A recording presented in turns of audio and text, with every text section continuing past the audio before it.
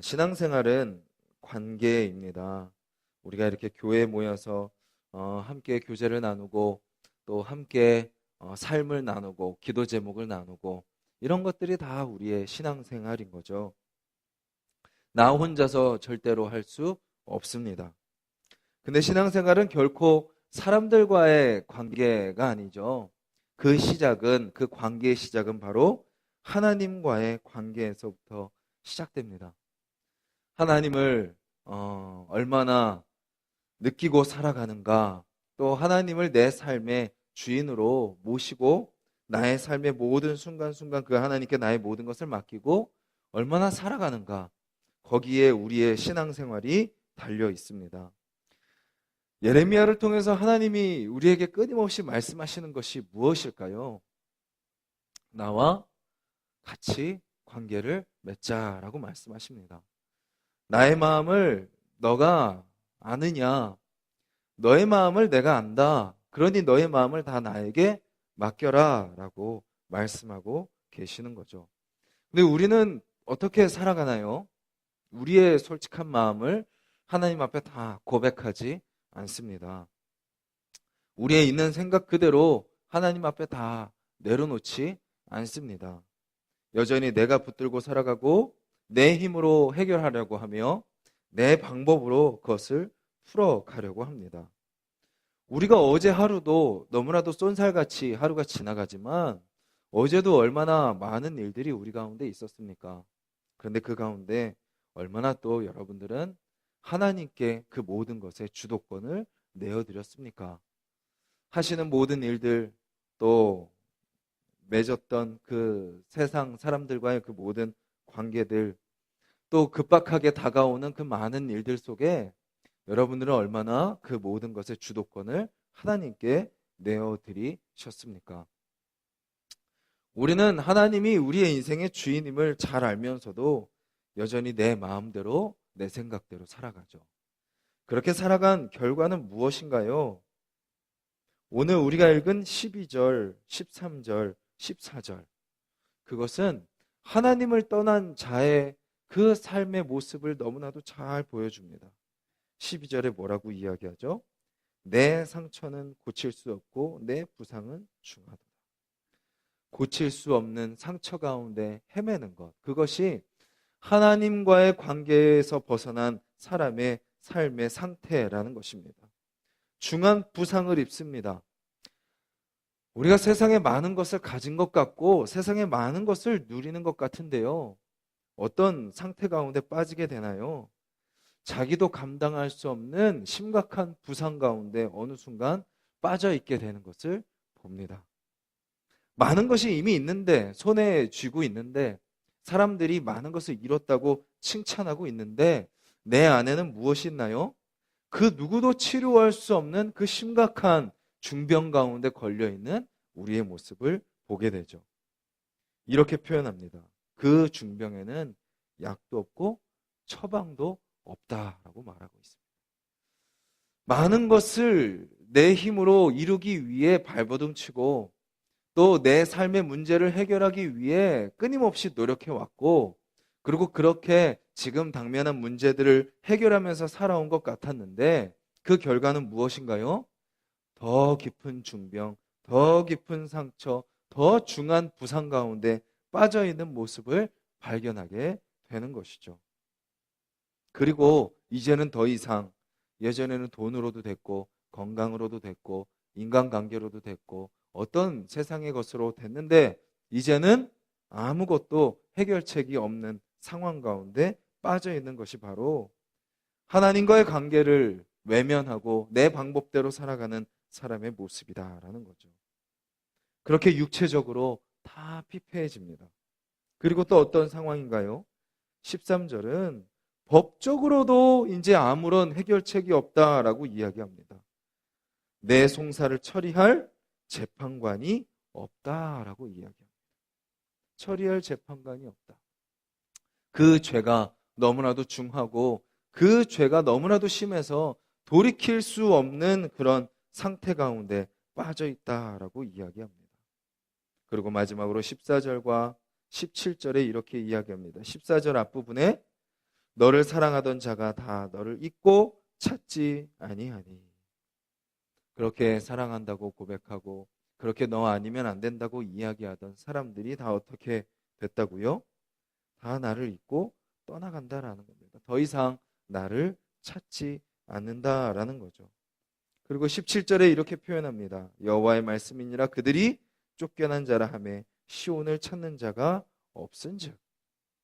더 이상 누구도 나를 찾지 않는다는 거죠. 그렇게 나와 함께하고 나와 함께 웃고 함께 즐기고 함께 기뻐하던 사람들이 이제 더 이상 나를 찾지 않는다라고 이야기하고 있습니다. 이것이 바로 하나님을 떠나 살아가는 사람들의 삶의 결과라는 겁니다. 그런데 16절에 이렇게 말씀을 시작하죠. 그러므로 라고 시작합니다. 그러므로. 우리 한글 문법에서요, 그러므로는 어떤 의미인가요?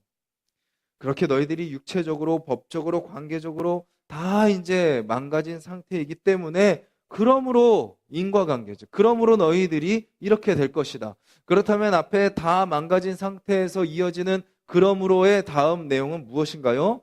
너희들이 이제 아무것도 남지 않고 다 끝날 것이다.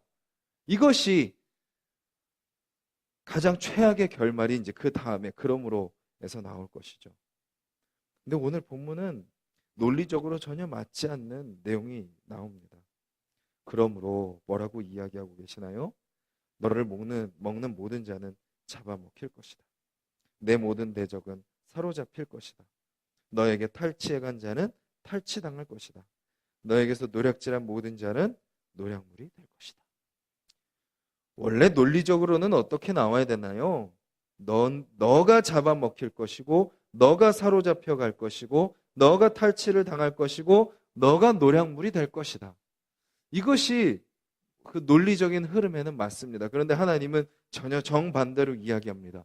너가 육체적으로 다 망가졌고 법적으로 너의 문제를 처리할 재판관도 없고 너의 인간관계도 다 끝났고 더 이상 너를 찾지 않는 완전 다 망가진 외로운 그런 존재 가운데 있는 너의 모습이지만 그러므로 그렇기 때문에 이제 아무도 너를 돌보지 않기 때문에 이제 너의 힘으로도 너의 문제를 해결할 수 없기 때문에 너의 외로움의 문제를 아무도 해결할 수 있는 사람이 한 사람도 없기에 누가 너를 보호할 것이다? 내가 너를 보호할 것이다 라고 말씀하고 있는 거죠. 뭐라고 말씀하시는 거예요? 네 주변에 너의 힘으로 할 수 있는 것이 없다는 것을 이제 알았냐? 너의 죄가 얼마나 큰지 이제 알았냐? 아무리 주변에 사람들이 많아도 그 문제를 그들이 해결할 수 없다는 거 알았냐? 그러므로 누가 보호할 것이다? 너의 육체를 내가 회복시킬 것이고 너의 죄의 문제를 내가 회복할 것이고 너의 외로움을 내가 해결해 줄 것이다 라고 말씀하고 계시는 거죠. 처음부터 끝까지 주도권은 하나님이 쥐고 계십니다. 징계하시는 분도 하나님이시고 회복시키시는 분도 하나님이시다라는 거죠. 우리는 이제 징계를 좀 더 넓은 관점에서 보게 됩니다. 예전에는 그냥 우리 인생의 고난들, 우리 인생의 아픔의 문제들 그것만 주여 빨리 해결해 달라고 그저 빨리 이 어려움에서부터 벗어나게 해달라고 그냥 이 아픔을 왜 나에게 주시냐고 기도했다면 우리는 그 징계마저도 우리를 향한 하나님의 사랑의 표현이라는 것을 우리는 너무나도 잘 알고 있습니다. 그 징계가 나를 살리는 징계임을 우리는 잘 알고 있습니다. 그래서 하나님은 그 징계를 통해서 우리를 다시 어떻게 하시는 거예요? 새롭게 하시는 거죠. 그리고 그 징계를 통해서 그 심판을 통해서 우리에게 유일한 소망은 하나님 아버지 한 분밖에 없음을 우리는 다시 한번 깨닫게 되는 것입니다. 그 과정을 통과하고 나서 하나님은 말씀하시는 거죠. 뭐라고 말씀하시나요? 17절 뒷부분에 이렇게 이야기합니다. 내가 너의 상처로부터 새살이 돋아나게 하여 너를 고쳐주리라. 여러분들의 힘으로 여러분들의 상처를 고치려고 하지 마십시오. 그리고 여러분들 스스로 그 상처를 숨기려고 하지도 마십시오. 주님은 어떻게 하길 원하세요? 우리에게 상처가 있다는 것을 인정하라고 합니다. 우리 안에 아픔이 있다는 것을 인정하라고 하십니다. 그리고 그 상처 가운데 새살을 돋아나게 하신다라는 거죠. 그리고 포로로부터 돌아오게 할 것이고 그 거처들에게 사랑을 베푸실 것이다 라고 이야기합니다. 그리고 성읍이 건축되고 보루는 사람이 살게 될 것이고 감사하는 소리와 즐거워하는 자들의 소리가 들릴 것이고 번성하게 되고 존귀하게 여기고 예전과 같을 것이고 굳게 서고 너희를 압박하는 모든 사람은 이제 내가 다 벌하고 영도자, 통치자가 나올 것이고 또 뭐라고 이야기하시나요? 21절 중반부에 내가 그를 가까이 오게 하리니 그가 내게 가까이 오리라. 내 백성이 될 것이고 나는 너희들의 하나님이 될 것이라. 하나님이 어떻게 우리의 삶 가운데 회복시키시나요? 우리의 상한 육체를 다 회복시키시고 또 우리의 깨어진 모든 삶을 다시 터를 세우시고 다시 회복시키시며 거기에 사람들이 살게 하시고 다시 그 우리가 살아가는 모든 삶 속에서 감사와 즐거워하는 소리가 넘쳐나게 하시고 번성하게 하시고 또 존귀하게 여기시고 또 그 가운데 하나님이 보호하심으로 인도하신다라고 말씀하고 계시는 거죠. 우리의 삶의 소망은 바로 여기에 있습니다. 세상을 살아가지만 세상의 가치 가운데 거기에 속아서 그것에 쫓겨 살아가는 인생이 아니라 우리의 몸이 다 망가진 것 같고 우리의 관계가 다 깨어진 것 같고 더 이상 나를 돌아보는 사람이 한 사람도 없는 것 같을지라도 오직 주님 안에만 소망을 두고 그 주님 안에서 다시 그 삶을 시작하는 그 사람에게는 다시 주님이 그 모든 삶의 모든 것을 다시 세우시고 인도하신다라는 것이죠. 저는 그것을요 우리가 공동체 안에서 하나하나 다시 회복해 갔으면 좋겠습니다. 세상의 관계 속에서 우리는 소망을 찾을 수가 없습니다. 세상 속에서 우리는 어떤 것을 다 찾아낼 수 없습니다. 세상 속에서는 우리는 끊임없이 뜯기고 빼앗기고 또 우리도 타락하고 넘어지는 것이 우리의 모습입니다.